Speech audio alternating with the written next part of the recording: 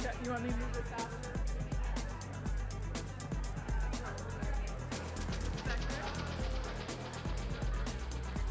Zecker? All right. Hey, everybody. Let's get started. Welcome to Google. It's wonderful to have you all with us today. My name is Malika Saada Sar, and I head up the human rights vertical at Google YouTube. And we have been hosting the Marshall Project and the series of conversations on criminal justice reform. It is part of Google and YouTube's larger commitment to criminal justice reform and being intentional and deliberate about being present in how we talk about the urgent need for the end of mass incarceration. But I just want to say a few words before tossing it over to Carol. We're honored to have Norris West with us. We're honored to have LynNell Hancock. But I want to say a couple words about Yusef Salaam. I want to say that for me, Yusef embodies amazing grace. The grace of unbroken dignity, the grace of spirit and strength that cannot be snuffed out by violence and trauma. And right now, as we all know all too well, we are in very dangerous, very violent, very abusive times. And as we fight for the America to come, I hope we demonstrate and abide by the amazing grace of Yusef Salaam. Thank you for being here.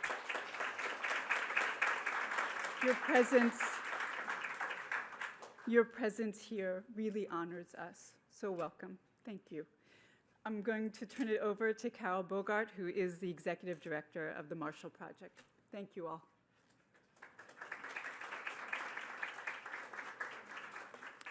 Thanks, everybody. I think some of you may be new to this series. What's the story, we call it, Criminal Justice and Narrative Change. We're trying to examine the different ways in which our country's narrative about the criminal justice system can change. What factors can change it? So we're very excited today to look at the influence of local media on the narratives that we carry in this country about criminal justice. A couple of housekeeping things. There are little questionnaires on your seats. We hope that you'll fill them out so that we know if this series has been useful to you, if you've attended other parts of it, what kinds of things you would like to hear and you've enjoyed hearing. I want to ask all of you, if you haven't signed up for the Marshall Project newsletter, if you're criminal justice nerds like us and you want to know what's going on in the world of criminal justice, what's all the best media coverage there's been every day on criminal justice, you can sign up for the daily newsletter. There's also a weekly version if you're not quite that big a nerd, and there's even a bi-weekly version if your inbox is too overflowing. But do sign up because we'd love to stay in touch. I want to thank, of course, the Public Welfare Foundation for its support, which has enabled the Marshall Project to host this series. And in case you haven't seen all of the awesome previous sessions of this series, we wanted to show you a quick clip reel. If I could ask our friends at Google to play that little video.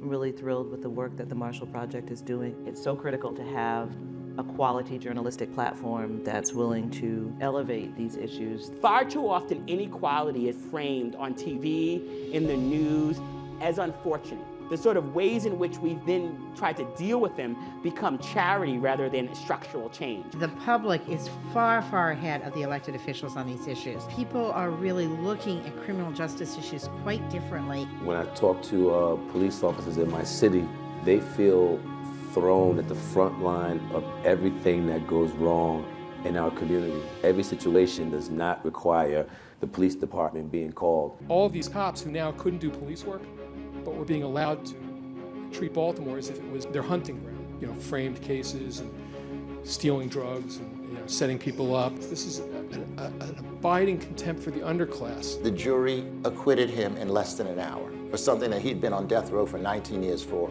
And on the blackboard in the jury deliberation room were the words, "Not enough evidence." I think if we are all honest about the interactions we have had, rather than talk about the people who have had the worst possible case scenario, look at the mercy and the passes we have all gotten. We have to humanize people.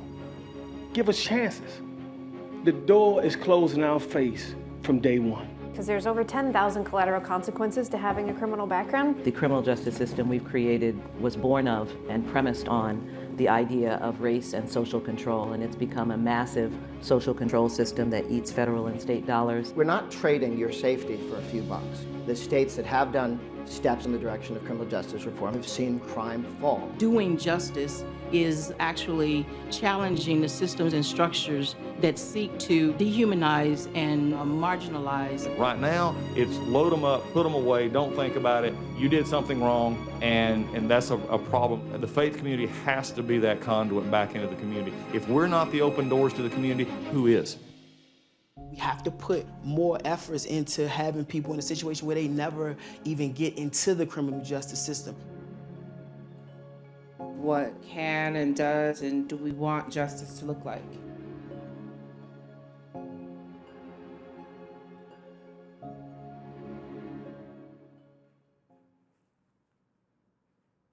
Isn't it fabulous what a summer intern can do? Shout out to my colleague Terrence Fraser if he's watching the live stream. Thank you, Terrence, for putting that together. Okay, if we could call the panelists up to the stage. I'm going to awkwardly scoot around the podium now and hope that my lapel mic turns on. Wonderful. If I could ask Yusef Salaam, LynNell Hancock, and Norris West, please to come up. Their bios are, of course, I think already known to you. Yusef Salaam is one of the Exonerated Five. He's a motivational speaker, a resident of Atlanta. My favorite detail about Yusef, he has 10 kids. Awesome. Awesome dad. LynNell Hancock is a professor at the Columbia Journalism School and was a reporter at the Village Voice and the New York Daily News at the time of the Central Park Jogger case. And Norris West, a former reporter for the Baltimore Sun, who covered criminal justice, among other things, now the director of strategic communications at the Annie Casey Foundation. So I gotta say first, did you all hear that When They See Us just got 16 Emmy nominations?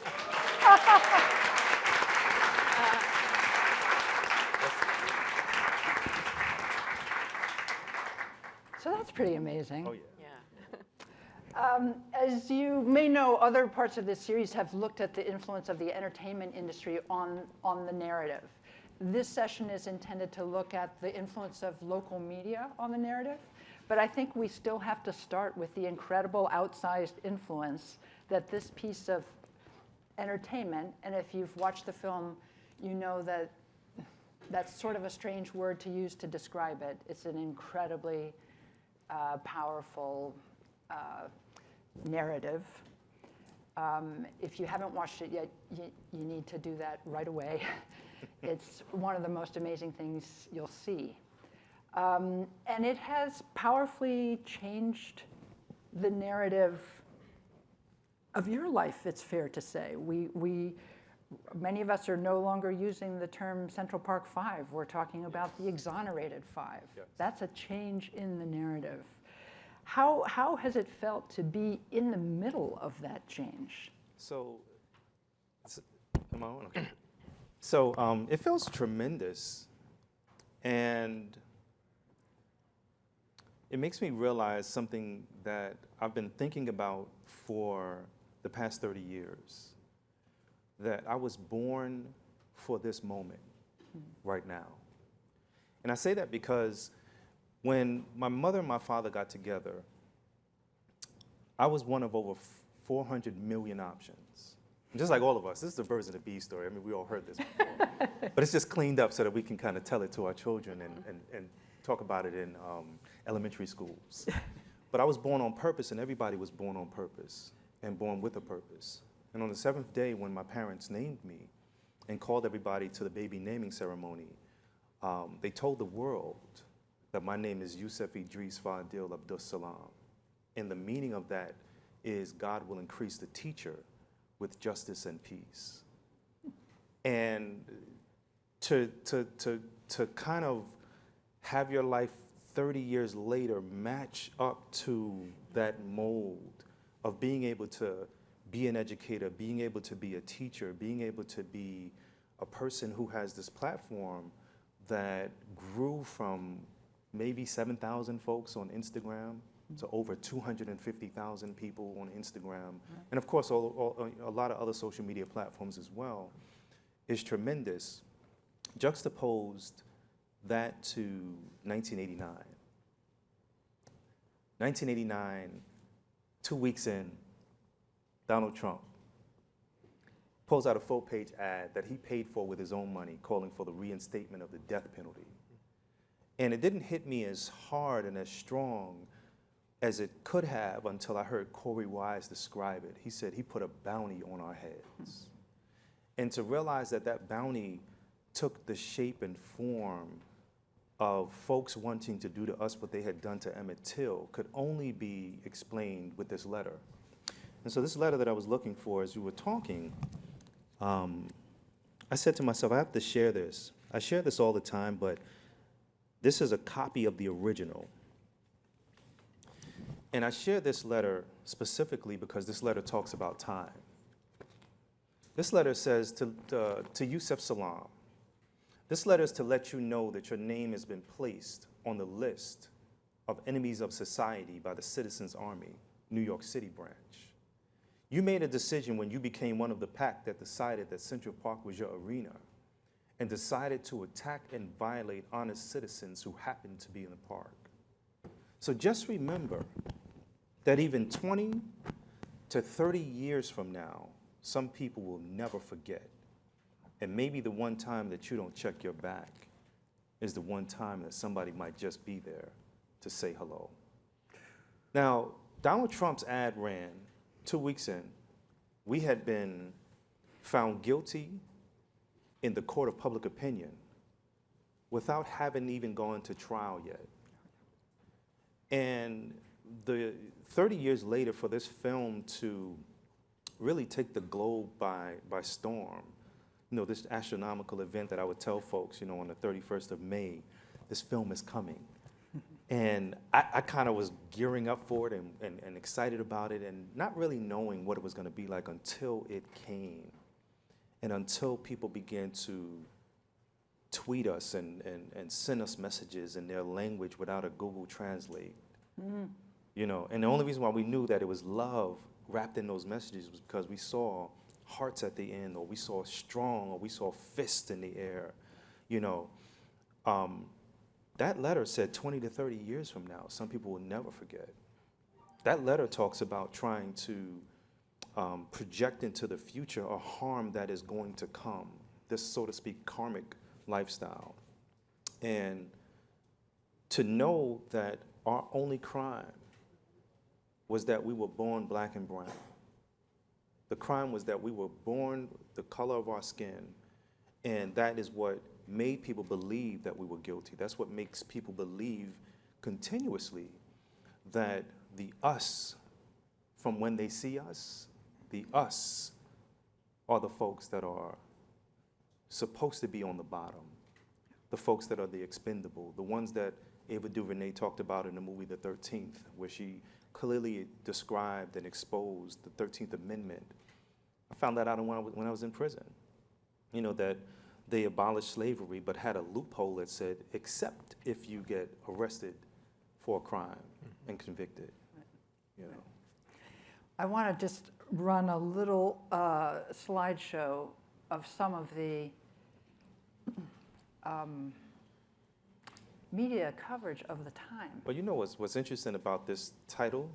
If we look at it in today's eyes, right, that means the wolf packs prey, like we were being preyed upon by the media at that time. Yes, that is true. That is, in fact, the title of an article written by LynNell Hancock about the real wolf pack. Yes. Which indeed proved to be the media. Wow. And the headlines are, I'm sorry to say, in some ways not so different from some that we might see today, but they do seem shocking in light of particularly what we know about the case now. There's a little bit also, our Mayor Ed Koch, who could forget. There's a little bit of... I'm sorry, he saw the documentary, the Central Park Five? The Ken Burns documentary. Yeah, Ed Koch did. We were walking out of a theater in the Village, and he was walking in. And somebody, I tapped Raymond, I said, I think that's Ed Koch. And he said, that's not Ed Koch. I said, no, I think that was him. And sure enough, we get home, and it was very late, but we got home, and somebody tweeted us, what did it feel like to see Mayor Ed Koch walk into the theater to see your film? Did you ever know what his reaction to the film was? Did he ever say anything about it? So he died shortly thereafter, but when I responded to the tweet, I said, wow, that's amazing, but more importantly, what did he say?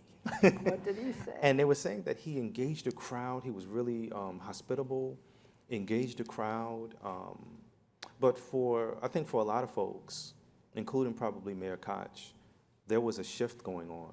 There was still that murkiness of, what if? What if they didn't do this? Yeah. And of course, in 2002, 2003, which is before the film came out, they found out we didn't do it. Like, it wasn't like, oh, we think they didn't do it. No, deoxyribonucleic acid proved that we didn't do it. Although there were still doubters. Yes. The New York Post was still writing that maybe. Well, the New York Post. So in this book, and I'm sorry for talking longer, but in this book, which I call a historical document, is my poems that I wrote while I was in prison. 95% probably of the poems written in this book was written while I was in prison. One was written before I got sentenced, and it's called I Stand Accused. And I stood up and I said it in front of the courthouse. They asked us, like they famously do you have any last words before we sentence you? For me, I felt like it was like, do you have any last words before you die? And I stood up and I used this medium that we knew back then, which was hip hop, where there was always a message in the music, and there was always music in the message.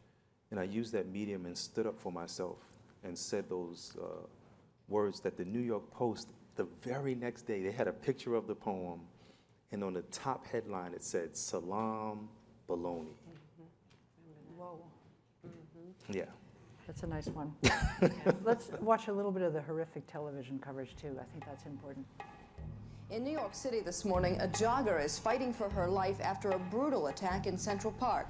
Viciously battered and unconscious, wearing only a jogging bra, her hands tied over her mouth. The suspects are 14 and 15-year-olds who blazed a nighttime trail of terror. Assaulting an elderly man, attacking a male runner, hitting another person with a lead pipe. At one time, the group was running in a pack of more than 25 youths. The victim is now in critical condition at Metropolitan Hospital. 2 skull fractures, a significant loss of blood, and advanced hypothermia. If she lives, it's likely she'll suffer from brain damage. 8 suspects were arraigned this weekend, aged 14 to 17. Some of the young men told police they were just out wilding. Wilding is a word you won't find in Webster's. Wilding. New York City police say that's new teenage slang for rampaging and wolf packs, attacking people just for the fun of it. The district attorney's office says that the teenagers have confessed. The spokesman said some of those confessions are on videotape. Yeah. Maybe I should have issued a little trigger warning there, because it's pretty enraging and hard to watch. LynNell, you were working in media in New York at that time. Can you kind of take us back into what it felt like inside the newsroom? Yeah. It is really hard to see again, and I have to say every time I see it and read about it, I am overwhelmed with shame it seems unbelievable each time. And so I think, what must it feel like for you, Yusef, and your family, and everybody who was involved back then. I was, at the time, I'm an education reporter and always have been, and I was transitioning between the Village Voice and the Daily News right around this time, and wasn't directly assigned to the story, sort of, thank God, in a way, but I had a front row seat to two very different newsrooms. And the Village Voice was pretty fascinating. It was back in its heyday, and we have to remember that the news media is very different now also, and gutted. But the Village Voice was known as a writer-driven newspaper, and the writers were always battling with each other, sort of ideologically and so on. So it actually made it really interesting and a lot of fun. But in this case, the black reporters in the paper were writing the story from the perspective of the black community and the defense attorneys, which is a voice that just wasn't being heard at the time at all, as you know. And one of the black reporters was the first to name Tricia Miley in print, and all the rest of the news organizations had been respectfully not using her name. So this enraged the radical feminists in the Village Voice, who saw this only as a story about women's rights. And finally, in this city, the news organizations and the criminal justice system was paying attention, taking seriously violence against women, which also was kind of a new concept. So they saw it as a women's rights story only, and the black reporters saw it as a race story, and neither side was talking to each other, which is endemic of what happened with this story. And tribes, people just sort of dug into their own particular way of thinking and weren't coming out of it because it was such an emotional case. So I went from there to the Daily News, which is like going to another planet. And the Daily News was actually in the Daily Planet building, so it was appropriate, right, on 42nd Street. And this is, back then, the Daily News was, I think, one of the largest local newspapers in the nation. There was something like 2 million readers on Sunday. And it's now lower than 200,000, I think, to give you some perspective.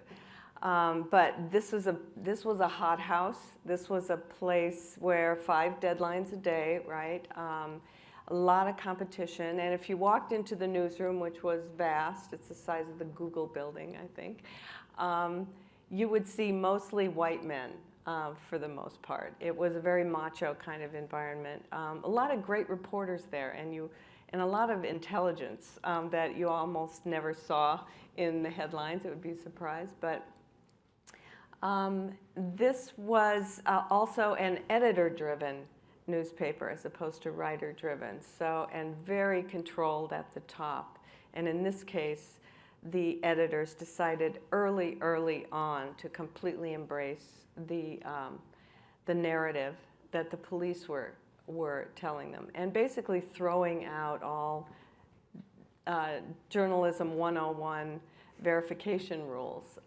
It was sort of a hysterical atmosphere in a lot of ways.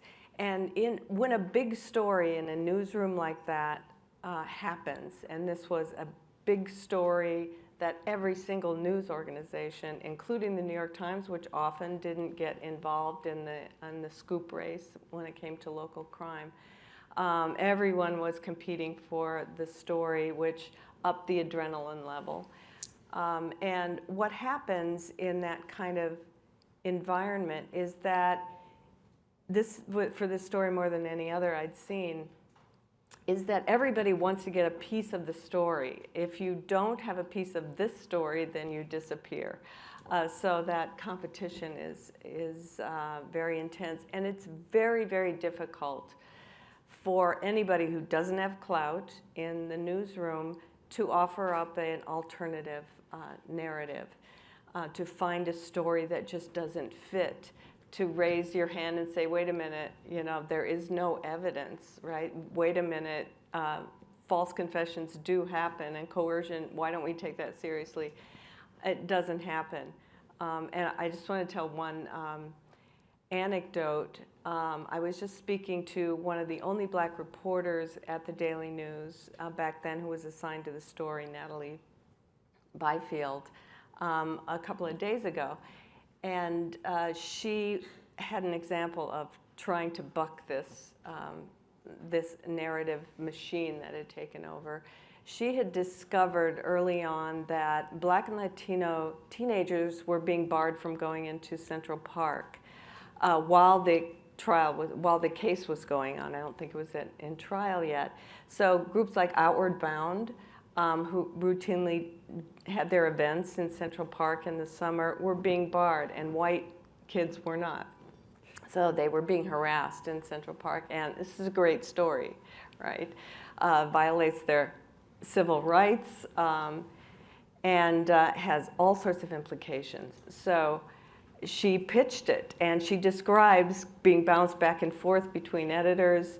And finally, the Sunday editor told her, just looked at her and just scoffed and said, you are naive to think that this is a story. So much for having a person of color and respecting their point of view. And their scoop. Getting anywhere. That was and a their scoop. It was a That's scoop, right. extraordinary. Exactly. Oh. Doris, talk a little bit about, you were not yet at the Baltimore Sun, I think in '89, you were still at the Toledo Blade, and there you also saw times in which the local media could actually have a positive impact on criminal justice, and you were even part of that. What were you seeing in the media at that time? Yeah, and that was limited. I mean, the positive impact might have been more limited than it should have been. And you're referring to one specific story of uncovering what happened in society or what happened in the city of Toledo when I was there. The story that I'm most proud of is one that I got to uncover about a police chief who had imposed a policy to stop every group of black teens that they saw, and to get their information in case something happened.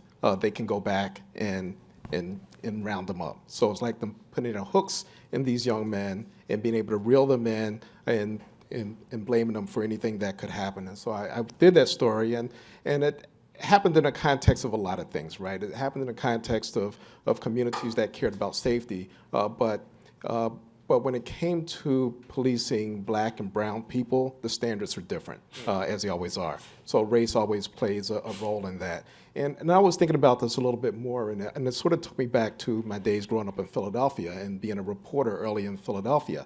And in Philly, for those of you who are old enough to know, there was the police force was formed and run by Frank Rizzo, who was call it what it is. He was a racist. And it was obvious from all of the policies. He made sure that he weeded the black police officers out of the force so they didn't get in his way whenever he had to go into a black neighborhood. He raided the Black Panther Party office in North Philadelphia and made the men strip naked in the middle of the street. So it was these kind of harsh policies. And when you look at what all of these things that happened, and whether it's Philadelphia or Toledo or Baltimore or New York, there's a climate that's created. There's a climate that's created and a narrative that's painted about black and brown men. And you can't do anything like that. You can't strip down black men in a neighborhood unless you first want to create a societal climate in a narrative that they're not deserving of being treated with humanity. So you strip away their humanity before you strip away their clothing, literally. And I think that's what happened there, and that's what we see happen in some ways over and over again. So I have never written a word about what happened to Yusef and the other 4 young men or boys at the time, but that doesn't happen in a vacuum. It happens as a result of the narrative that's painted by society, and media play a part in it. Newspapers have always played a part in it, whether it's in Philadelphia, and there were reporters who covered things differently than other reporters. I'm not saying that every white reporter covers black communities poorly, and I certainly work with David Simon, who I had a lot of respect for, and I know that he went into communities and he wasn't the only one. But more often than not, there were white reporters who had a completely different approach when covering a black neighborhood. And I'd like to think, even though I'm not going to say all black reporters are perfect, and I hope if I go back and look at some of my clips, I hope I'm not unpleasantly surprised. But I would like to think that whenever I went into a community, that I would look at the layers of what's happening in the community, look at the nuances, and respect people for their humanity, and be able to report on them and showing the entire breadth of humanity and what's happening in communities, as opposed to just painting them with a broad brush. And I think that's what the media has often done. Yusef, talk a little bit about your experience of the media at the time. And was it essentially a swarm of people trying to shove microphones in your face? How much were you aware of the media coverage, or were you trying to block it out? What was the effect of that coverage on you personally? You know, it was tremendously dangerous and devastating and overwhelming all at the same time. Here you had on one side, folks coming. It's funny because it was hard to know who was media and who wasn't, if they were all kind of saying the same kinds of things. Why did you do that to that woman and all of this other stuff? Over 400 articles were written about us within the first 2 weeks. That tsunami juxtaposed to what happened in late 2002, early 2003. I remember watching this video of my mother. She was testifying at City Hall in New York. And she said, our innocence got little to no attention as it related to when they thought we were guilty. She said she wondered, she said it was a whisper that she wondered if the rats in New York City had heard. And the damage that does to society is tremendous. When you begin to pull at the fabric of the family in community, you begin to leave these gaping holes, because everyone knows that if you pull that fabric on a suit or on a shirt or anything like that, you begin to make that unravel, and there's no way to repair that. But if you clip it or you cut it, it can sustain itself and still appear to be normal and be okay for a while. My mother, at one moment, said, "We have to hide you." Now, just a little bit of background, right? My mother always told me she was raised in the Jim Crow South. I had no idea what she was talking about. I'm like, "Mom, we're in New York." I would see officers walking around the streets, and I would say, "Hey, how you doing, Mr. Officer?" My mom would pop my hand. And I couldn't really understand what was going on. She would tell me often, if the police come, don't talk to them. If they want you to open the door, let them break the door down. She was telling me that she needed us to know that there had to be evidence in what is going on. And I'm thinking, they're friends. As a matter of fact, I remember when we did the video at the Marshall Project, one of the things that got tweeted out recently, maybe yesterday or the day before yesterday, was a statement that I made. And I said, in my mind, I was like, well, I'm old enough to talk to the cops. I'm 15, I'm a 15-year-old grown man. Yeah.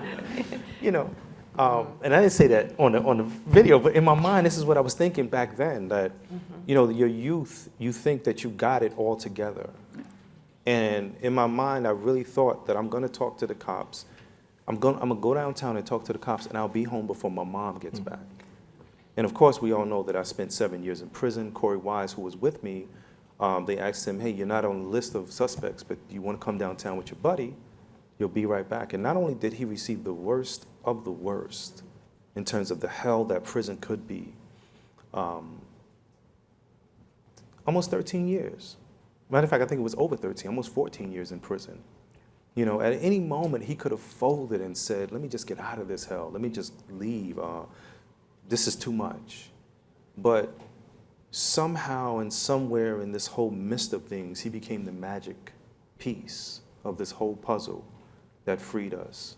But media, I remember when my mother was, when she would tell me all of these stories about being raised in the Jim Crow South, at one moment when she was saying that she wanted to hide us, she literally, I was living at my mom's house, and she was like, you got to go to your aunt's house uptown. And she had me in this disguise. This is the funniest thing in the world, right? I had like dreads and a hat with some big glasses. And I didn't know how necessary that was. Right. Until, of course, you hear stories about, you read stories about Assata Shakur, here I am in prison and I'm bumping into members of the Black Liberation Army. I'm bumping into members of the original Black Panther Party. And that education became solidified in me, in how I move now and how I train my children and what I tell them and how they have to operate. And it's unfortunate because it's almost like you rob your children of their ability to be naive and have this true youth and childhood. Innocence. That innocence that they would, Yeah. that normalcy. Yeah. Yeah. Well, this is something, LynNell, you've written a lot about. I think as an education reporter, you saw how the media treated juveniles of color. Yeah. And maybe you want to say a little bit about the work you've done to investigate that. Yeah. Well, that's when the exonerations happened in 2003. I honestly thought that this was going to cause a tsunami, to use your words, in the news media, that this just exposed massive failure of the worst tragic proportions, all up and down the news organizations and of course also in the police and the prosecutors' ranks as well. And it just didn't. It didn't really resonate. There was a sense of, well, we were just reporting what was going on, and we had the confessions, and we thought that was good enough, and now we know, but move on, right? No self-examination. And what drew me to it at first, to go back and try and read all the coverage from the beginning, from the first day onward in all 4 of the major newspapers in New York, was because I didn't remember how young you guys were. This hadn't seeped into me as a reader, and also knowing the reporters who were covering it.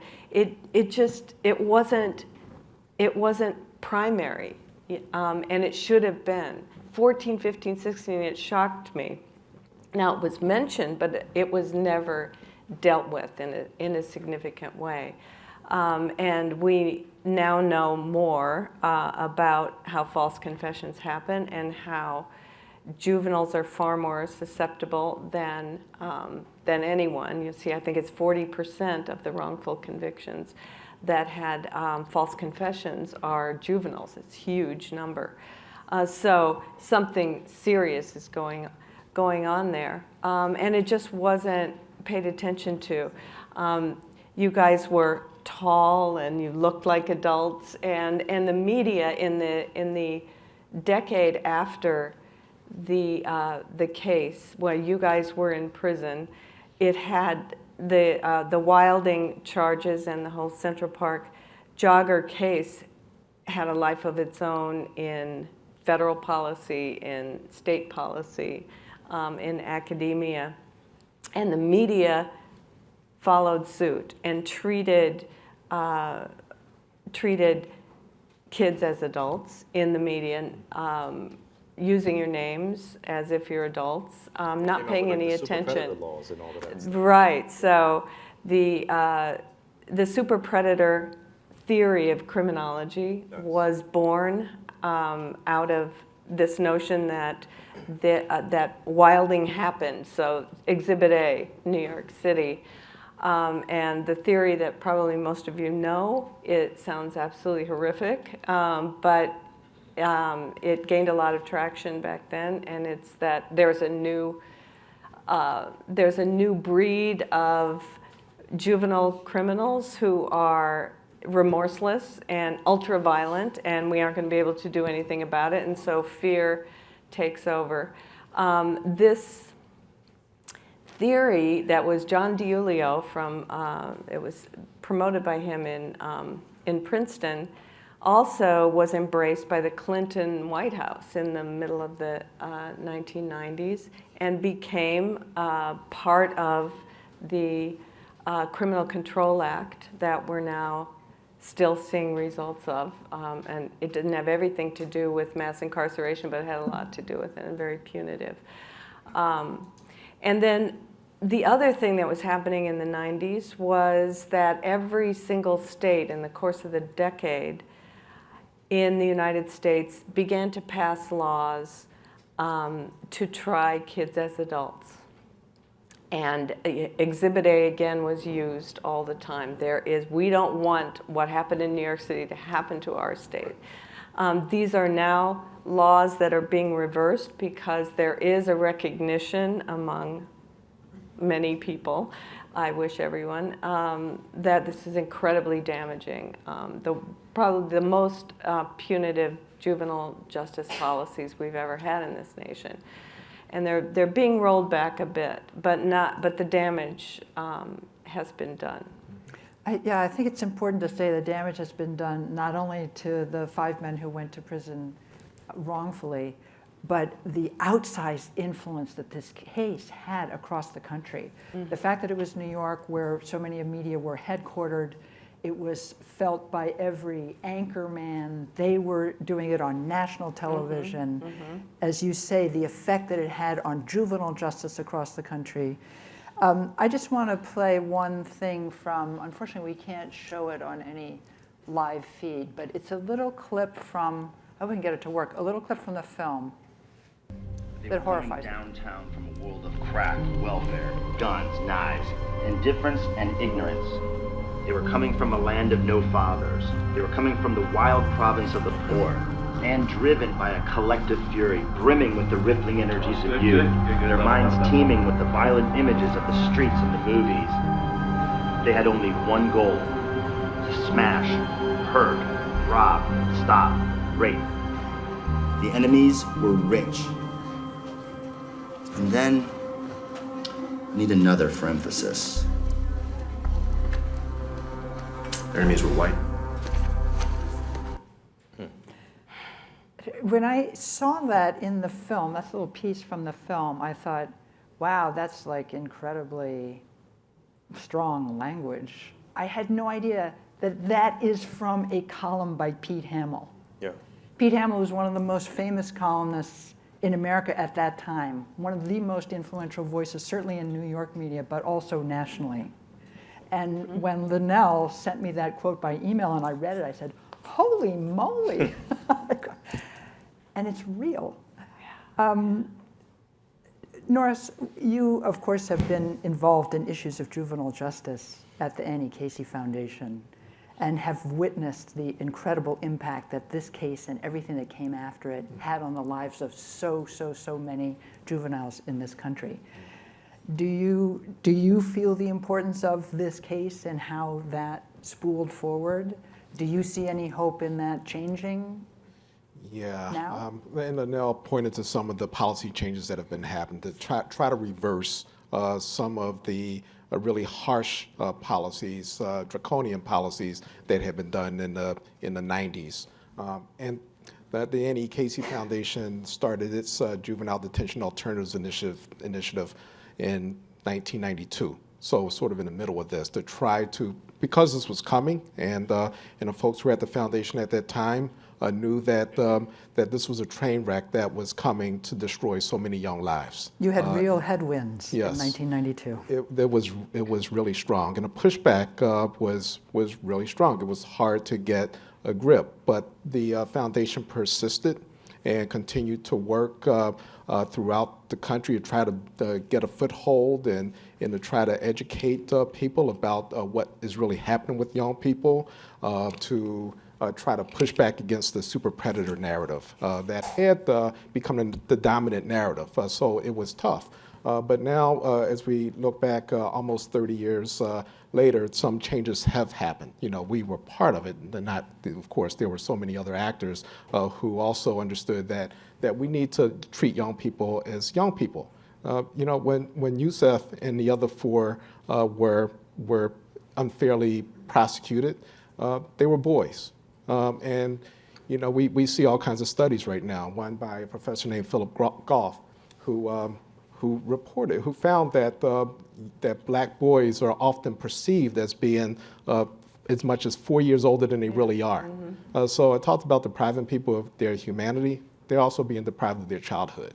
They're not being treated as children who are in need of care and nurturing, but are looked at as being people to be controlled and to be afraid of, and that's what the approach was. So the Casey Foundation worked to try to reverse this, to try to make sure that people understood that these are boys, these are children that we're dealing with, and now JDI is in roughly 300 different communities to try to that involves judges and prosecutors and probation officers and juvenile justice administrators to try to reduce unnecessary incarceration.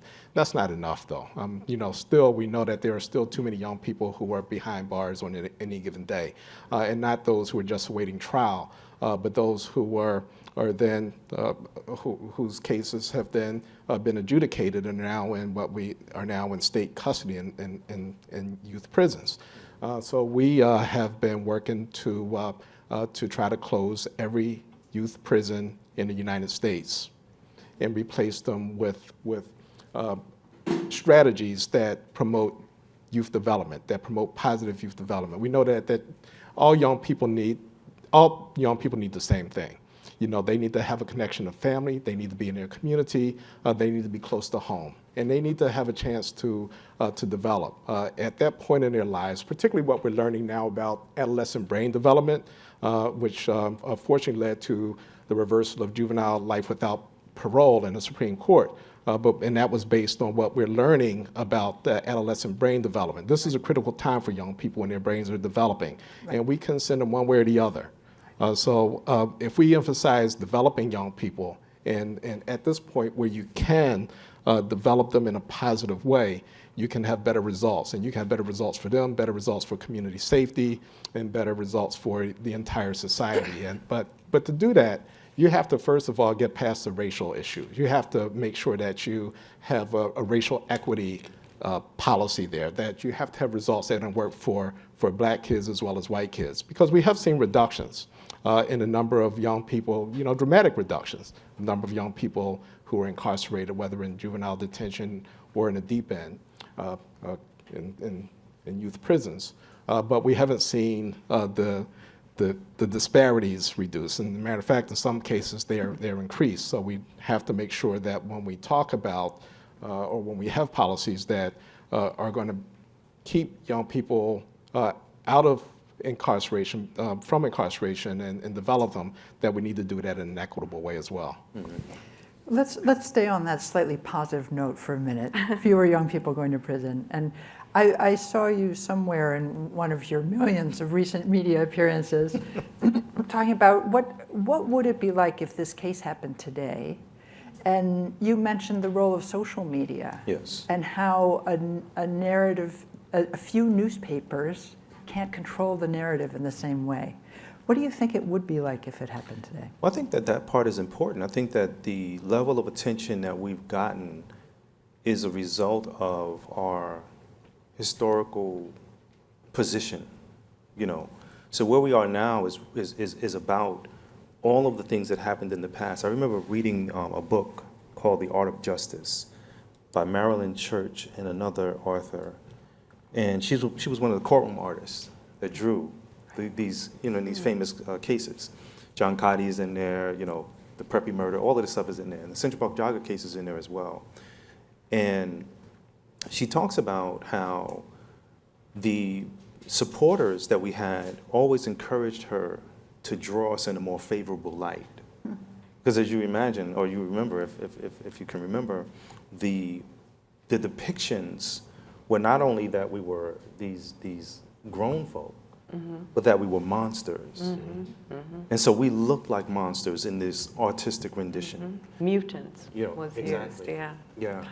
And she says, when we were found to be innocent, and this is in that book itself, The Art of Justice, when we were found to be innocent, she was filled with regret about how she drew us, because she realized that it was a direct correlation between us getting found guilty. And so one of the things that I think that media does, especially social media, is it allows people to cause the voice of the voiceless to be heard. Just the other day, one of my daughters said, hey, you got to look at this video. And I said, well, what's the video? And she said, well, just what, she started showing it to me, and it was of a black man getting deported. And I kept trying to figure out, how can I share this? Like, I don't want to just put it out there, but I want to share it with an action. When I was in prison, I had been doing a few different things that helped me to center myself, helped me to kind of envision myself getting home. And one of the things that I did was I created this drawing of a star. And in the star, everyone was represented. And the front of the shirt, so that's on the back of the shirt, but on the front of the shirt was not every flag of all the nations in the world, but it was filled with a whole bunch of flags from around the world. And on the back of it, it says, all one, human, And so I was thinking about how to kind of marry those two ideas together and use this platform of social media in a different way. Instead of saying, hey, I got a new car, I got this, this new jewelry, I wanted to magnify that. And I just tweeted hashtag, no one is illegal, with that video, Social media balances the playing field in a way that it's never been done before. Yeah. Because, when they tell you that you're going to be judged by a jury of your peers, in the black and brown community, the joke was always, I don't see my man Bobo and Raheem on the witness stand. I don't know these folks. What do you mean a jury of my peers, And then you start understanding this political process and how the peer group is the people that are in your neighborhood or in your community and things like that. And of course, in our jury pool, there were folks that looked like us, but the bias was already there. Their information was coming through the lens of media that was out at the time, coming through the lens of police departments. And I mean, even when you look at now the detectives that interrogated us, Manhattan North homicide detectives interrogated us. These were the elite of the elite. This was considered like the mob of the police department. And I mention all of that because you couldn't just get into this group unless you had maybe 20 plus years on the force. These were the individuals that should have known better and should have most certainly done better. Mike Sheehan was one of the officers that was a part of this. In their gathering of the information, all kind of inconsistencies were there. I mean, what's interesting about the Central Park jogger case is it would have been blown out of the water had somebody said, Raymond is not mentioning any of the other guys. He's only mentioning Kevin. And why is that? Because Kevin and Raymond were the only two that were picked up on the night of April 19th, 1989. They were interrogated from the time that they were picked up until the very next day when Corey Wise and myself were brought to the station, and then after that. And so in these stories, you have all of these inconsistencies, and I feel like social media, even though we don't control the police departments of the world, we don't control the media of the world, we don't control all of these other outlets, what we do control is our phones and what we put out. And the ability for us to be able to magnify, like I said, the voice of the voiceless is tremendous. And at the same time, it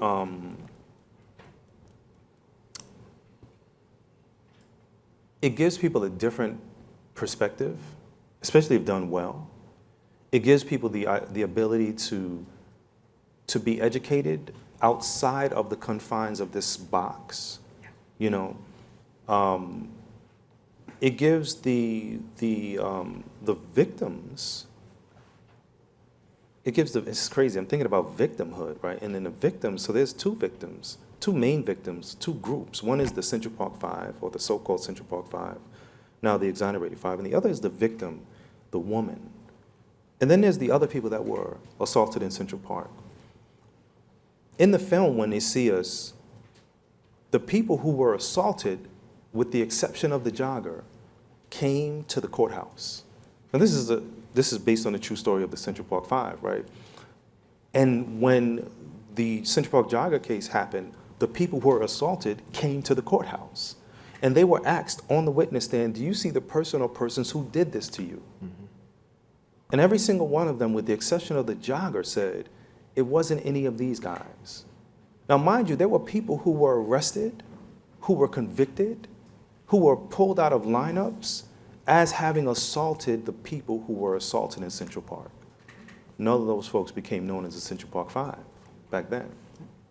The Central Park jogger, one of the worst things I think that happened with her and continues to happen to her, and I'm saying that on purpose, that happens to her, is the people who came to her aid were the same people who came to her aid 12 years later, 13 years later, when the narrative shifted. That narrative shifted and said, there's another guy in prison whose DNA matches, who said he and he alone did this to you. And they came to her and said, well, you know, your injuries are inconsistent with there being a lone attacker. There was a photograph that they had from 1989 that had a single drag mark.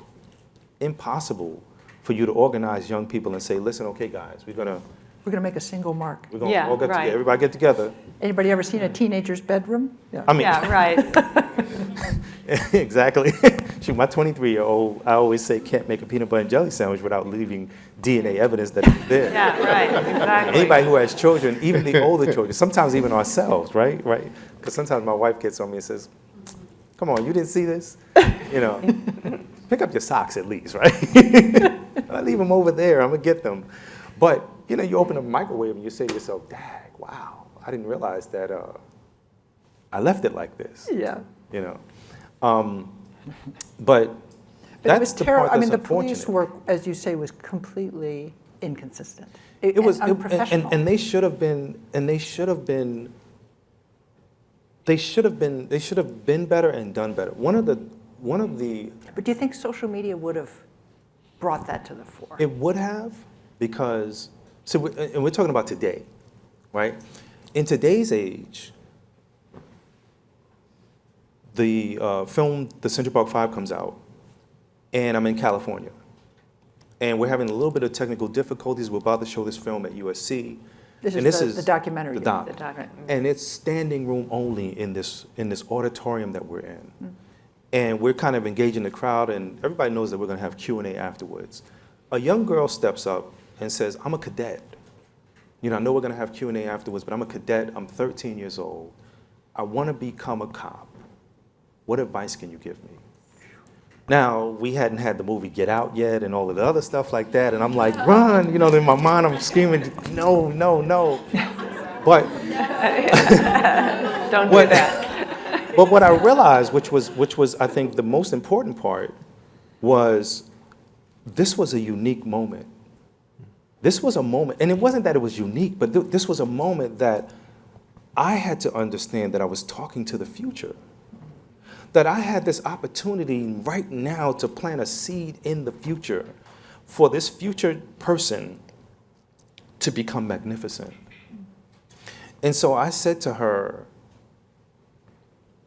my advice to you is for you to do your job. On the side of cop cars throughout the nation, I see the words, to serve and protect. Every single place I've gone, I've seen those words stamped on the side of the cop cars. And because I'm from New York, I said, you know, New York City, they've gone even a step further. And on the side of the cop cars, it says courtesy, professionalism, and respect. I said, but if you were that young man whose life was snuffed out in front of all of us to see, Eric Gardner. He kept saying, I can't breathe, I can't breathe, I can't breathe. And it's unfortunate that I'm bringing him up because even in the age of social media, we just found out that his, I was going to say his attacker, probably should just keep with that, right? His attacker is not going to be charged. But I mention that because they didn't give him the first letters off of the side of the cop cars. They didn't give him CPR. Right. You know what I'm saying? Right. And so, yes, there's this playing field of balance, but at the end of the day, too, it's all about capturing the data so that in the future we can do something different. Yeah. You know, when you think about the racial terror lynchings and, you know, the great work that the EJI is doing, the Equijustice Initiative down in Montgomery, Alabama, the lynching memorial, you know, the legacy museum, all of these things that they're doing was capturing this data so that this shift of we're about 100+ years outside of the abolishment, outside of this new shift that we're in, we're about 100+ years. I mean, Dr. Martin Luther King Jr. was murdered, Malcolm X was murdered about 50+ years ago. And so in terms of where we are as a nation, we are really on the cusp of something beautiful that looks murky and ugly right now. You know? Yeah. And we're gonna, we're gonna win. I hope so. I'm gonna tell you like this, we're gonna win because see, my fan base, my friends look like this. This is the kaleidoscopic nature of the human family. This is what my family, my friends look like. Those folks who realize that, yes, although I may be a child of a former slave owner, although I may be a child of a former slave, I want us to move into the future differently and together and more powerfully than we are now. And I think that that'll happen, you know. You heard it here first. Yeah, yeah, I hope so. I want to give the audience a chance to ask questions. I don't know if you're prepared to do that. Usually I try to give the audience a little Can I share a poem before as we begin to think about it? Go for it. Give this young man the mic while Yusef is reading the poem. Okay, this poem I was thinking about as we were talking about racism. And I wrote this poem after I came home from prison. And this, I was just jarred to write it. I forgot exactly what caused me to write it, but I don't write poetry this way, so this was new for me. But this poem is called Them. And it simply says, racists aim at blacks to take them. Down the road with nooses, hang them. I cross downtown streets to shake them. Like I'm on the court, pump fake them. Abusers of the rules all day them. Complexion for protection, they them. Planned annihilation, slay them. Silent screams of hatred, they them. Kill them all today, who us them. Place no tag on toe, the nerve of them. Potter's fields with holes we're destined. Awaken us today, who us them. Reconstruct our play, we know them. Now from checkers, chess, we play them. Mastering the game, we made them. Bopping from the whip, we slay them. Beautiful. Yeah.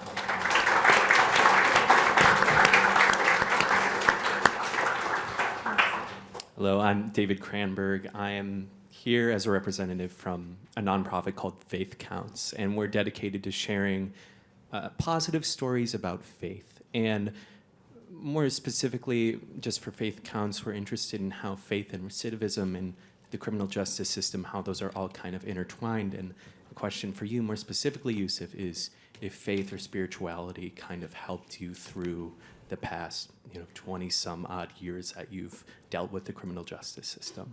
I love that question. Thank you for that. So in prison, I got the opportunity because I had time. I had the opportunity to do time and not let time do me. And in doing time, I was able to read the Bible, I was able to read the Quran, I was able to read everything and anything that I can get my hands on. And imagine my surprise when I found out that when I was growing up, folks would always say, what's your name? And I would say, Yusef. And they would say, Joseph. And I would say, no, Yusef. And they would say, Joseph. And just like today, I would probably slow it up a bit because I felt like maybe it was like a speech impediment that they just couldn't say Yusef. And I would say Yusef, and they would slow up a bit, like maybe they thought that I didn't catch them, and they would say Joseph. And to my amazement, I found out that the English equivalent to Yusef is Joseph. And I bring up the Bible, of course, for those who know, because there's a story about a young man named Joseph in the Bible. And imagine my surprise to find out that this was a young man who was sold into slavery, who rose up the rung of the ladder. In the Quran, it begins to shape out his narrative a little bit differently, and in part of the not the chapter, not the surah itself, but part of the description, for lack of a better word, of the surah, it says that Yusuf was a person who was given half of the beauty that God placed in the world. This was an extremely beautiful man. I mean, it's funny because you think beauty in man is like, handsome, right? This was an extremely beautiful man. So much so that the household that he was serving in, the woman wanted him, And in the Quran it says that he would have wanted her too had God not placed something in his heart. And sure enough, long story short, he gets sent to prison because she cried rape. And he said, prison is going to be better for me than what you're calling me to. And in prison, he was blessed with these gifts that God had given him. And as I was reading this story, I was so focused and happy in thinking that, wow, I was named after this great prophet. And he went to prison for a crime that he didn't commit. That crime was rape. He came home free. I went to prison for a crime that I didn't commit. That crime was rape. I thought I was going to come home free. I thought that was like I was reading into the future, right? But I came home to parole. I came home to the Megan's list. I came home to restriction. One of the things that was tremendous, though, is that while I was in prison, I was able to dream about and think about and meditate on what my future life is going to be like. How am I going to show back up in the world? And to have that balance, to have that, my story is not just, it's hard to say this all in like a few moments. But what I will tell you is this. When Abraham was a young man, he was calling people to the worship of God. And Abraham went into the temple that they were worshiping in all of these other gods, and he smashed up all of their idols. And the people got very upset the next day when they came to worship. And they said, who did this to our gods? And the hammer Abraham placed in the hand of the biggest deity. And, of course, they brought Abraham there, and based on what he told them, they got even more angry at him. And they said, build a fire. And some reports say that this fire was so magnificent, so huge, that they had to build a contraption in order to fling him in the fire. And what they did was they built this fire, they built a contraption, and they flung him in the fire. And he said some words to the Creator. And the fire became cool and safe. When you think about fire, fire consumes, fire burns. You get close to fire and, no, you pull your hand back. The fire became cool and safe. When they threw me in the prison became cool and safe. They forgot the owner of the heat. And I mean, it's so powerful when I look back at my life. That's why I said I was born with a purpose and born on purpose. Because to realize that you were built for this, to realize that you had to grow through something in order to come out on the other end the way you're supposed to be, the light that you can give, telling people to live on purpose, telling people to turn up their light. When we were talking earlier about the youngsters, here I was 14, 15, and 16-year-olds, and they were telling us that we were worth nothing, that we were worthless. They were trying to snuff out our lights. And imagine if we believed that. Imagine if we had gone into prison believing the worst of the worst, gone in there, became criminals, come out a part of that element. If I believed that, just like a lot of young people, I try to tell them all the time, they're trying to tell you that you're worthless. And if you believe it, you will produce worthlessness. But the reality is that you're worth everything. Every single facet of this society rests on the youth. It rests in the hands of the youth, because at one point in the very near future, that baton is going to be passed. And it's our jobs to build them up, to tell them to turn their lights up, to tell them that they're worthy. And because they're worthy, they're worth everything. And I found a lot of that stuff out in prison. Yeah. Thank you. Yes, ma'am. Sure. Hi, my name is Alexandra Gassessa. I'm not going to say that. It's uncomfortable. Thank you. I'm with the Congressional Black Caucus Foundation, and Yes. I kind of heard, I guess, like how punitive measures through policy, like the Criminal Control Act, were mentioned. You mentioned social media, so I'm an active, like Black Twitter. That's my thing, and so I want to know, I guess, ways in which you're seeing now, or what you could not predict. This is kind of open to everyone.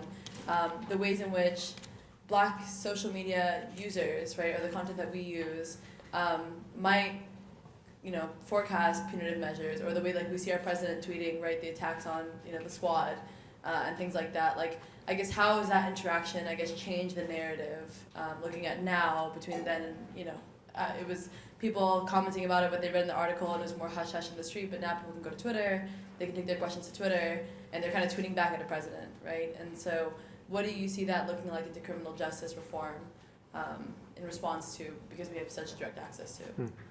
So what I will say just quickly is courage is not the absence of fear, but the acknowledgement of it and moving forward anyway.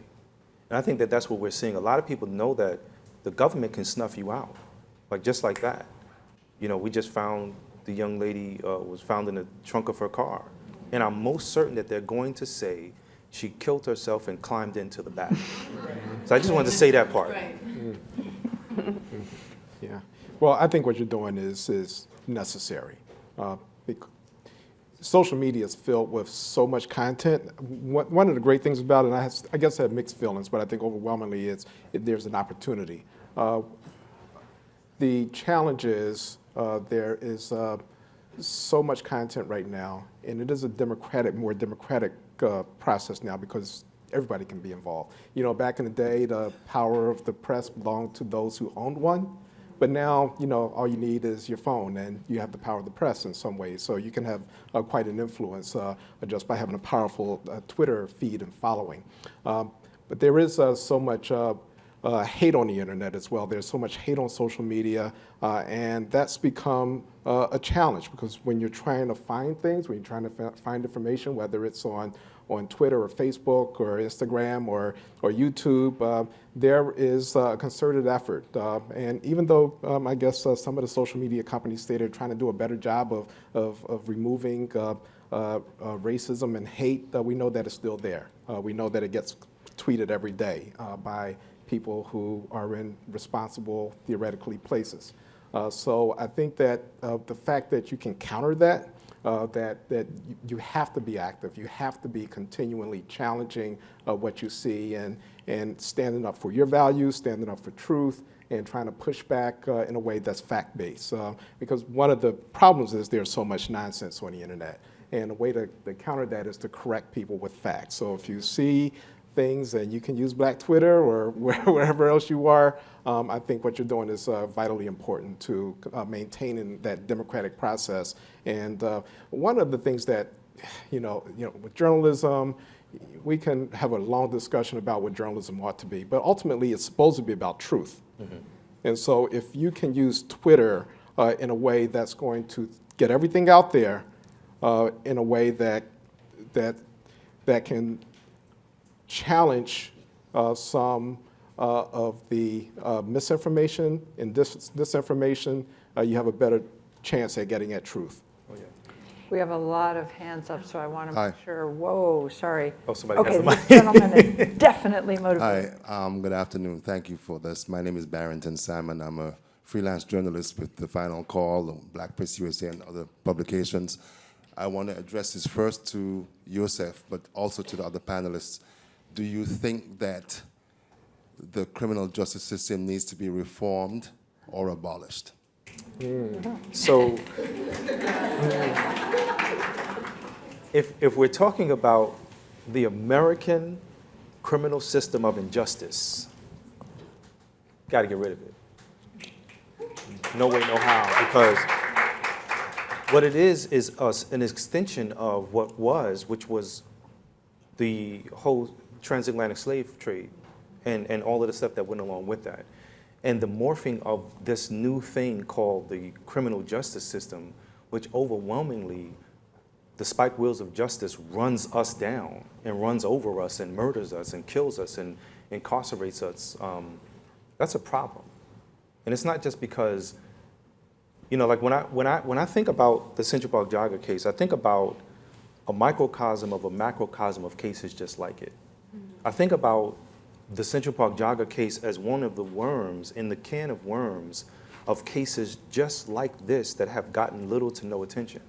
And so therefore, this practice that the police departments followed in making sure that we got convicted in the media prior to us getting convicted in the courts is a practice that they had perfected.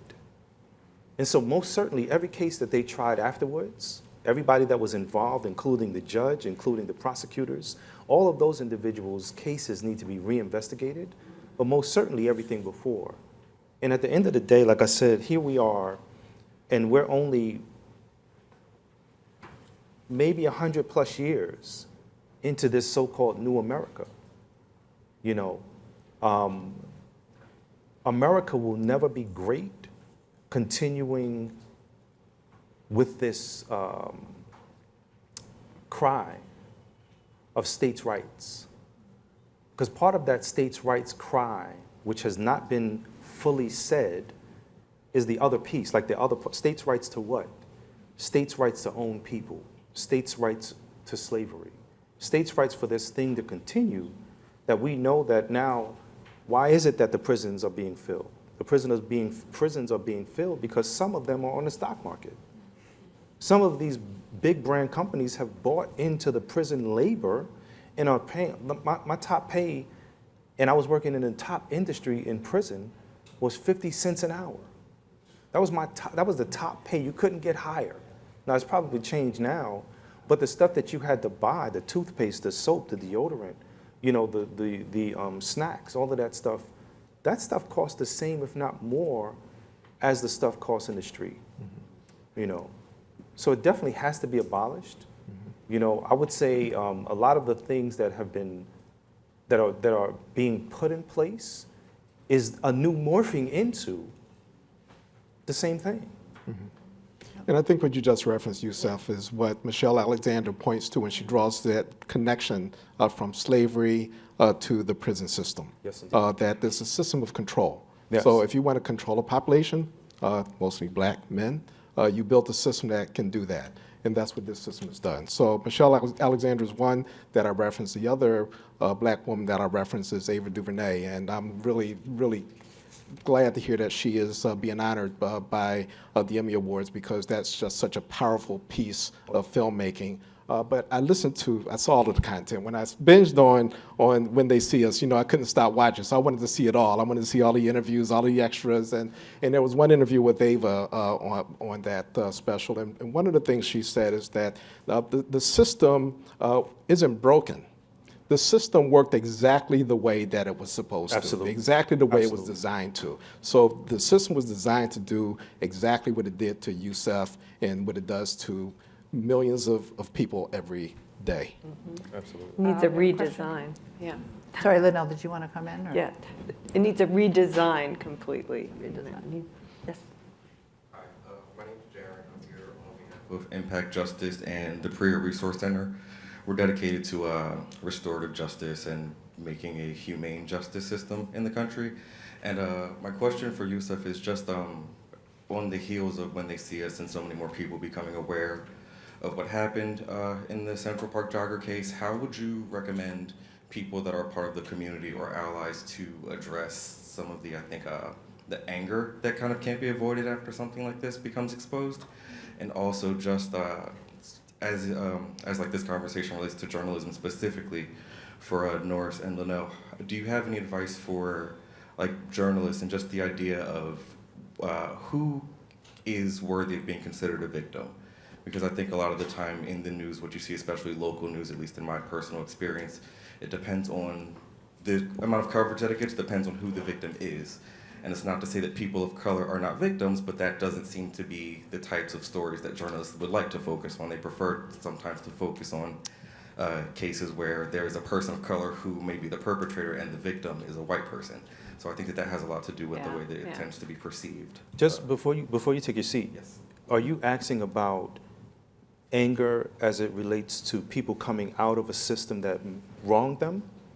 Not necessarily that, more so people, I mean like everyone, as we're able to kind of witness what happens. What's going on now, as Like- after they finish Yes. watching Yes, it? like You watch the movie So- and you feel Yes. mad. So what I will tell you is this.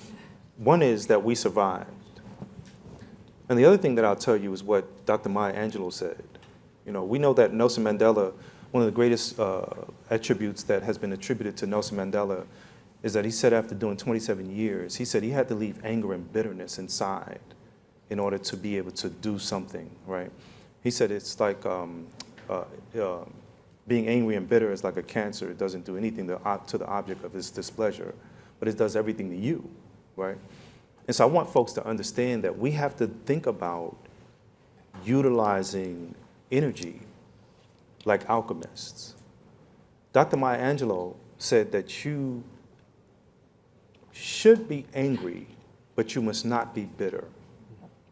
She said, bitterness is like a cancer. It eats upon the host. It doesn't do anything to the object of its displeasure.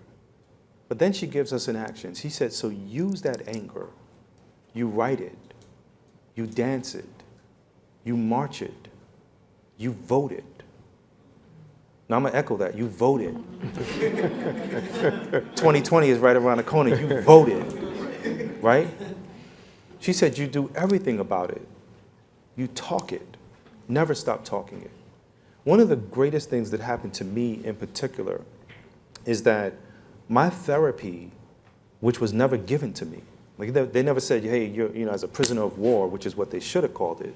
As a prisoner of war, we know that warriors in the country's military, when they come back, they have a process that they utilize that lets them reacclimate into society. We don't want folks hearing a car backfiring, thinking that they back in Afghanistan. You know what I'm saying? Because that happens.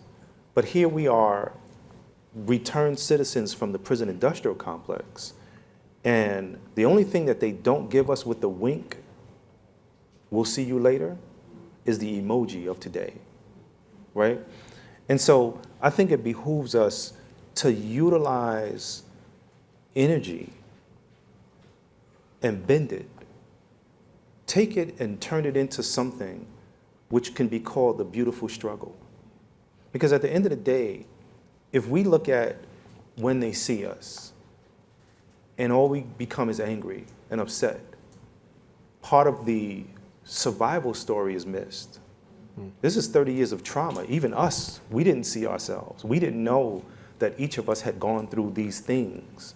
We had assumed that our time was just like everyone else's time. And of course, for those who haven't seen the part 4, I don't want to give anything away if they haven't seen it, but part 4, I say all of it is necessary. It's gonna break you down and build you back up a new person. A person that is now ready to fight the fight, but understand that the vantage point that we have is that we can unify. And in unifying on a position and a platform of true unity, it'll literally erase the fear of what will they do. Right? Part of that fear is somebody got to die. Like, I mean, hey, if we unify, if we take money out of the people's pockets who are used to having this money, what's going to happen? But we have to understand that we are literally in every facet of everything that's out there. And if all we did is say, hey, come on, let's come home, then that whole system that we're fighting against, which needs us, I mean, it needs us at every level. If we just said, you know what, I'm not going to support that system anymore. Tomorrow, that system would be no more. Just like that. You asked about the journalism part of it. I don't know if we're running out of time. We're totally running out of time, but the audience is still here, so thank you, audience. Yeah. The question you asked is as old as journalism, right? It's all about who owns the news, who owns the story, who's deciding what's covered and what isn't covered. And in 1989, there was a real top-down ownership of the story that just took over every single news organization. There wasn't a sense, except among the black press, which wasn't being heard, that there should be competitive alternative narratives, right? And as we said earlier, there's an opportunity now with social media and other ways of telling stories for lots of other voices to be heard. One of the things that I always think about with the Central Park jogger coverage that to me was probably, there's so much of it was chilling, but this was really chilling to me, that in the first couple of weeks of the story, no journalist had gone and done the typical work that journalists do, which is to go into the community of the suspects, find out more about who you are and who their families are, and so on and so forth. That took a couple of weeks for some New York Newsday reporters and I think some New York Times reporters to do. And in that, when those stories came out that showed that none of the boys had been in trouble with the law before, that they were intact families, that in other words, their stories defied all of the stereotypes that the narrative had decided what was true. It not only didn't penetrate, it not only did not change the narrative and said, oh, well, maybe they are innocent after all. They aren't super predators. They aren't, remorseless monsters. The narrative had become so entrenched that people reacted with, well, this is even worse because they don't have any excuse. They're not from poverty. They didn't come from broken homes. They had decent educations and so on. And it was an example, just in 2 weeks' time, the power of the narrative, and in this case, a horribly wrong narrative, the power that it can have. So the importance is to step back and recognize that and to really examine it. And what I said in the beginning, I hope at some point happens in the media, and that is that there will be an Ava DuVernay film about the media that really examines. That story has not been told. And the responsibility that the media had for putting a microphone on the police version of events and throwing out journalism 101 in the process hasn't been done yet. And until we do that, we're not going to learn from this. Mm-hmm. Let me just first of all applaud you for the work that you're doing with restorative justice. I think it's important. I think it's something that we think we'd like to see a lot more of that. We'd like to see more communities look at how to treat the issues of crime and community safety in a way that will make everyone whole. And I think that's what restorative justice gets at when you do it.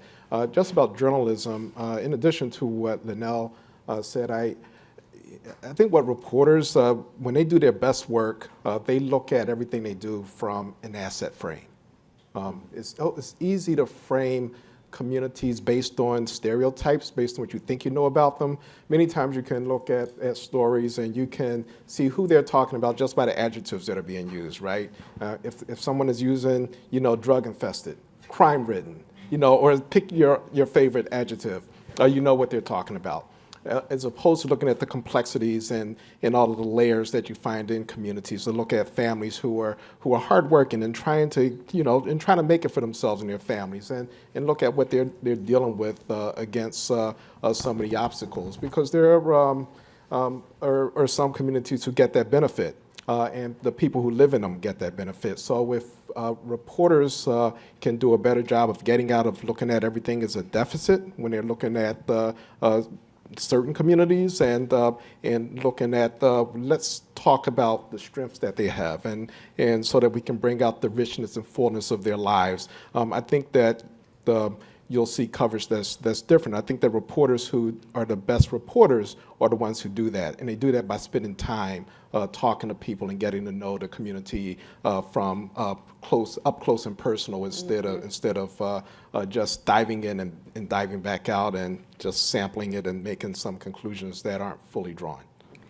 I think the focus on the media and how the media got this story wrong and all the ways in which the media gets the story wrong is very important. I want to say, as a representative of the media and the Marshall Project, that we're trying to get this story right, and that we really appreciate feedback from readers. Are we getting the story right? Read our coverage and tell us. Yeah. I want to say, if you spool back wrongful convictions to the beginning, there is almost always horrifically bad media coverage at the start of that case. There are occasions where people come out of prison because some dogged reporter went back and looked and really re-reported that case. So, media can be awful, can create trauma, can ruin people's lives. If we do it right, it can be a force for good. Yeah. So I think we've run out of time. I wanted to end on a slightly hopeful note. I want really to thank the panel. Please join me in applauding.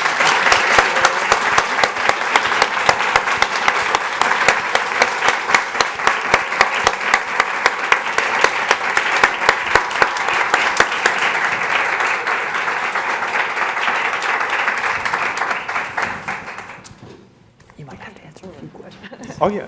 Yeah. I'll be here.